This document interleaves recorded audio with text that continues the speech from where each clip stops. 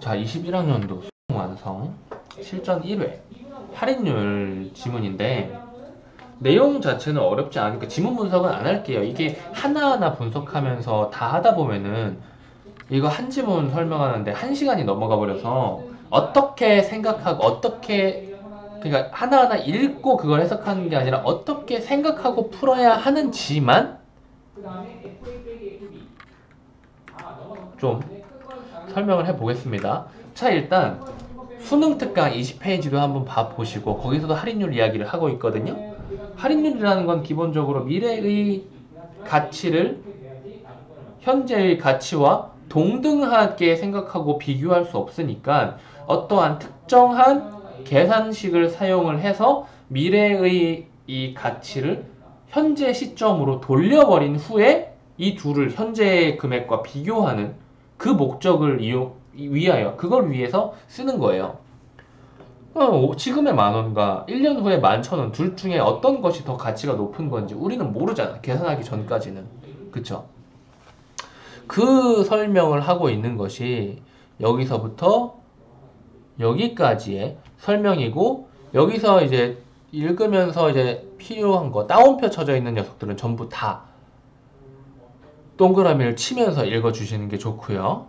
그리고 명목가치 역시 정의되어 있으니까 화폐 액면에 적힌 금액이라고 정의되어 있으니까 체크를 해주시고 이자율은 곧 할인율 체크해 주시고 할인 인자 동그라미 쳐주시고 제가 뭐 대충 봐가지고 넘어가는 게 있을 수도 있어요. 그래서 취했지만 역접 앞뒤는 읽고 이해를 해주시고 D는 미래 시간이고 D는 1일 때 1년 후 재화가 갖는 현재 가치 뭐 요런 좀 공식 설명하고 있고요. 이것이 바로 지수형 할인이다 라고 했는데 지수형 할인에 대해서 최초로 의문을 품었대요. 그러니까 여기까지가 개념 설명인 거고 배경 설명인 거고 여기서부터가 제대로 된 내용을 이야기하고 있는 겁니다. 그래서 보시면 이제 지수형 할인 이야기를 했는데 여기에서 쌍곡형 할인이라는 개념이 나와요. 그래서 지수형 할인과 쌍곡형 할인을 비교하면 지수형 할인이 이렇게 되고 쌍곡형 할인이 이렇게 되니까 이 그림을 쌍곡형 할인을 적용을 해보면 A안과 B안이 이런 식으로 바뀌게 된다. 이런 것들을 가지고 구체적인 내용을 설명하고 있는 겁니다. 오케이? 그래서 여기까지 제대로 잡았으면 여기서부터 이제 이해는 이 전에 읽었던 걸 바탕으로 다음 거를 전에 읽었던 걸 바탕으로 다음 거를 전에 읽었던 걸 바탕으로 다음 거를 차츰차츰 이해해 나가는 식으로 읽어주시면 되고 문제 같은 경우에 어떻게 생각을 해야 되는지 볼게요. 보시면은 이 내용일치 문제는 뭐 보통 가장 먼저 푸는 문제 중에 하나죠. 경제학에서는 미래의 목과 천재에서는 할인이라는 개념을 사용하다. 옳다 그르다 판단하지 않을게요. 할인이라는 단어를 찾아주시고 이 할인, 이 가장 처음 등장한 곳에 가면 되죠. 왜냐면은 이것이 바로 할인의 의미일 테니까요. 할인의 의미가 이게 맞는지 아닌지를 판단해 주시면 되겠고요. 그리고 2번 이거 어빙 피자 그냥 찾고 내용 비교하시면 되고요. 요거 지수형 할인 뭐 할인 인자 이런 단어 찾으면서 내용 비교해 주시면 되겠고요. 그리고 4번 지수형 할인 쌍곡형 할인 뒤에 값이 커질수록 요거는 조금 더 이해를 해주셔야겠죠. 그러니까 그리고 시간 해석 이론도 맨 마지막에 있어요. 이 세 녀석을 앞에서 찾을 수가 있는데 맞나요? 어빙피셔가 앞에 있나요? 뭐 아무튼 간에 이 세 가지를 보고 답이 안 나오면 이것들만 찍찍찍 쳐놓고 나머지 두 개는 지문을 좀 더 읽으면서 이해한 후에 푸셔도 괜찮다라는 말입니다. 오케이?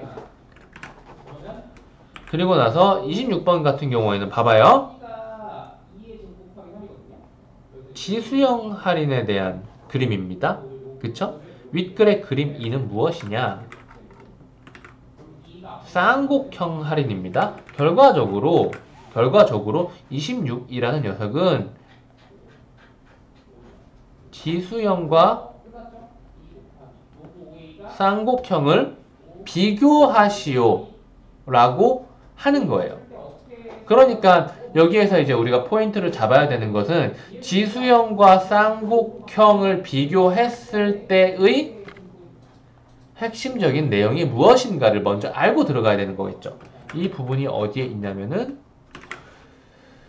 지수형 할인, 쌍곡형 할인, 그리고 여기에서부터 뭐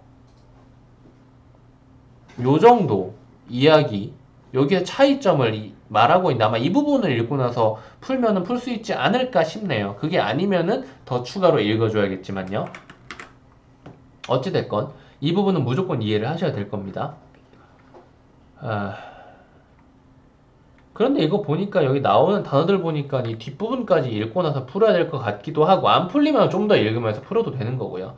그리고 27번 보시면은 기억과 유사한 실험인데, 기억과 유사한 실험 윗글을 바탕으로 할 때 A와 B에 들어갈 내용으로 적절한 것은 이라고 했으니까 기억 부분을 당연히 읽어주시면 되겠죠. 이 기억,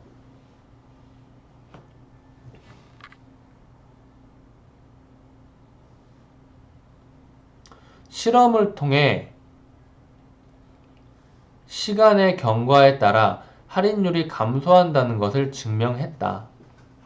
그러니까 지수형 할인이 아니라 쌍곡형 할인에 대한 이야기를 하고 있는 거죠. 쌍곡형 할인의 개념에 대한 첫 등장 부분에서 나오는 실험인 겁니다. 쌍곡형 할인의 개념을 설명하기 위해서.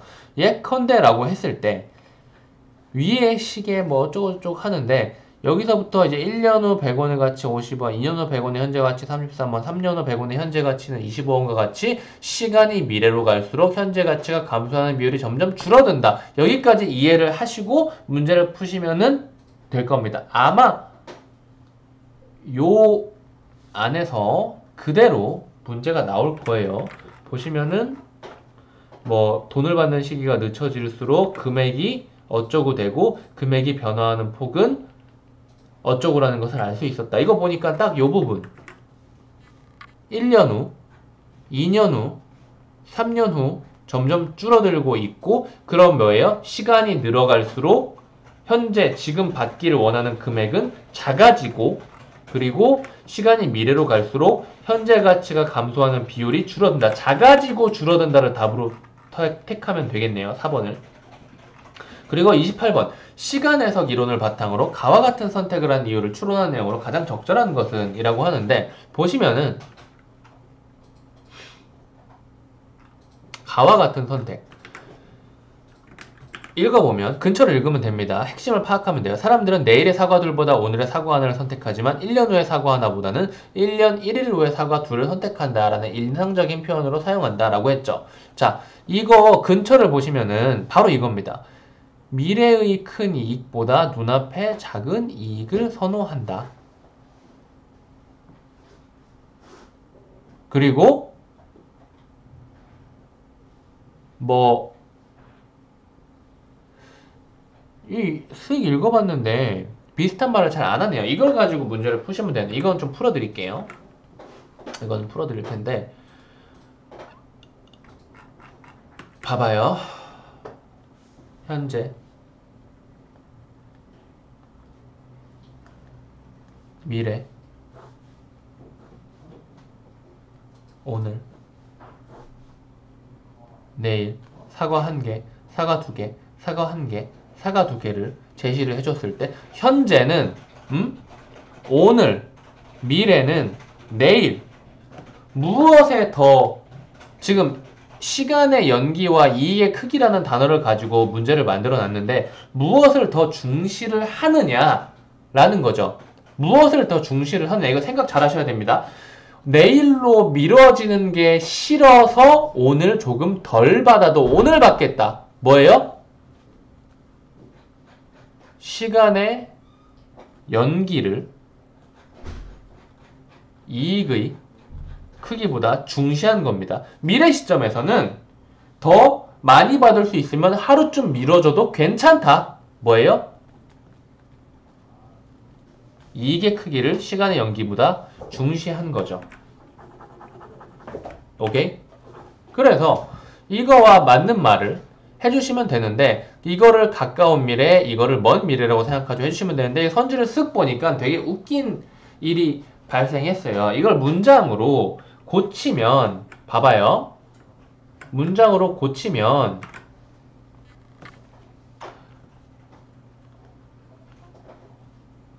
가까운 미래는 시간의 연기, 먼 미래는 이익의 크기를 중시한다라고 했잖아요. 그쵸? 1번 선지를 보시면은 가까운 미래에 관해서는 시간의 연기가 아니라 이익의 크기를 중시한다. 먼 미래는 이와 다르니까 시간의 연기를 중시한다. 반대로 말하고 있죠. 2번 선지를 볼까요? 먼 미래는 시간의 연기를 중시한다. 가까운 미래는 이익의 크기를 중시한다. 이것도 역시 반대로 말하고 있죠. 근데 신기한 것이 1번이랑 2번이랑 둘이 똑같은 말을 하고 있네요. 그쵸? 똑같은 말을 하고 있는 두 개가 동시에 정답이 될 수는 없겠죠. 다른 녀석도 한번 봐볼까요? 이건 둘 다 똑같은 것을 중시한다고 하니까 그냥 틀린 말이고요. 4번 선지. 가까운 미래는 시간의 연기를, 먼 미래는 이익의 크기를 중시하겠군. 이게 답이네요. 이걸 그대로 문장으로 옮긴 게 4번 선지인 겁니다. 5번 볼까요? 가까운 미래는 이익의 크기, 가까운 미래는 시간의 연기인데 이익의 크기를 중시한다고 했고, 먼 미래는 시간의 연기를 중시한다고 했는데 사실은 이익의 크기를 중시한다고. 이것도 똑같이 1번, 2번이랑 똑같네요. 한 문제에서 완벽히 동일한 이야기를 하고 있는 선지가 3개나 있었어요. 얼마나 성의 없이 출제했는지를 알 수 있다고 해야 될까요? 이런 문제는 안 나온다고 보시면 됩니다. 아무리 많이 겹친다고 해도 2개 정도가 겹치는 것. 그래서 선지 좀 볼 줄 아는 친구들, 잔머리 좀 굴릴 줄 아는 친구들이라면은 이거 지문 같은 거 안 보고도 이거 똑같은 말 하네 라고 판단을 한 다음에 이거랑 반대되는 말 하는 게 뭐 있지? 라고 해서 4번을 정답으로 택할 수도 있었을 거예요. 그리고 나서 3점 문제를 풀어야 되는데 이 녀석은 쌍곡형 할인과 시간 해석 이론을 바탕으로 보기에 대해 설명한 내용. 이거는 맨 마지막 부분을 쭉 읽어주면서 아마 이 마지막 남은 요 부분을 읽어주면서 푸셔야 될 텐데요. 보기까지만 읽고 어떻게 생각해야 되는지만 고민을 해볼게요. 그래서 적절하지 않은 거 찾는 건데 결혼을 앞둔 사람들이 흔히 겪는 심리적 불안 현상으로 매리지 블루가 있다. 이는 결혼식까지 시간이 많이 남아있을 때 아름다운 결혼 생활 꿈꾸며 결혼식을 치르는 과정에 대한 부담감. 자, 시간이 가까워지니까 싫어졌어요. 그런데 결혼과 관련한 이러한 심리 현상은 시간 해석 이론으로는 설명이 가능하지만 쌍곡형 할인으로는 설명이 불가능하다는 점에서 두 이론의 차이점이 있다. 단 결혼에 대한 기대감을 이익으로, 결혼에 대한 부담감을 손실로 간주한다라고 하니까 지금 무슨 이야기를 하고 있는 거야 지금?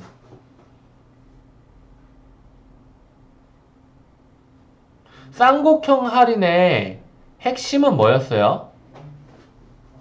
쌍곡형 할인의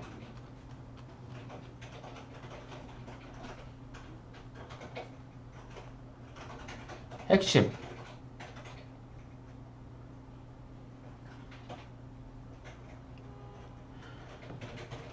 선택 시점이 가까워질수록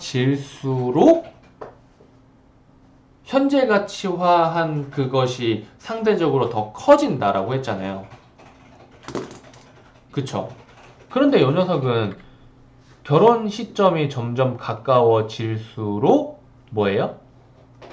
오히려 떨어져 버리죠. 그래프가 부정적인 손실로 떨어져 버리죠. 그런데 시간 해석 이론은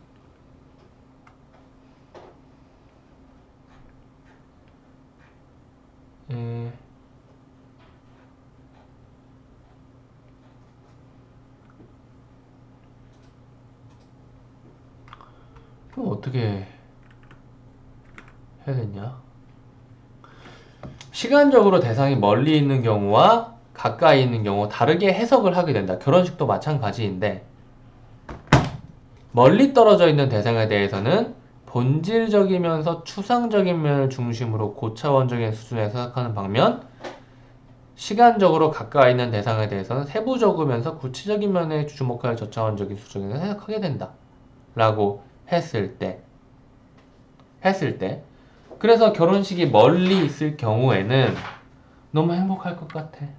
사랑. 막 이런 생각들을 하면서 가치가 높게 평가되는 거라면은 결혼식이 가까워진다면은 아씨 매일매일 막 새벽 몇 시에 일어나가지고 아 결혼 준비해야 되고 막 사진 찍어야 되고 결혼식장 그 스드메라 그러거든. 스드메 결혼식이 가까워질수록 이 스드메는 사실 원래 시간이 멀리 떨어졌을 때 정하는 거긴 하지만은 이걸 간단한 것으로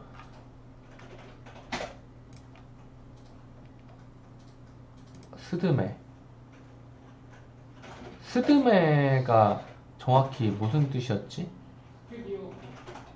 어? 스튜디오 웨딩드레스 메이크업. 오케이. 스튜디오 웨딩드레스 메이크업 이런 것들은 결혼식 날 하는 거니까 결혼식 거의 직전까지도 계속 고민을 하고 막 계속 바꾸고 이런 사람들이 엄청 많단 말이에요. 엄청 스트레스 받고. 그러니까 이런 것들을 하나하나 생각을 하게 되니까 점점 더 아씨 너무 힘들다라는 생각을 하게 되는 거예요. 오케이? 그래서 시간 해석 이론으로는 설명을 할 수가 있지만 쌍곡형 할인으로는 설명을 할 수가 없다라는 이야기를 하고 있는 거죠. 그래서 그걸 바탕으로 답을 찾아주시면 될 겁니다. 이거는 뭐 스스로 생각하고 판단하는데 맡겨볼게요. 이거 안 되면 답지 보고 그냥 이해하시면 됩니다. 답지 보고 이해하는 게 나쁜 건 아니에요. 여기까지 하겠습니다.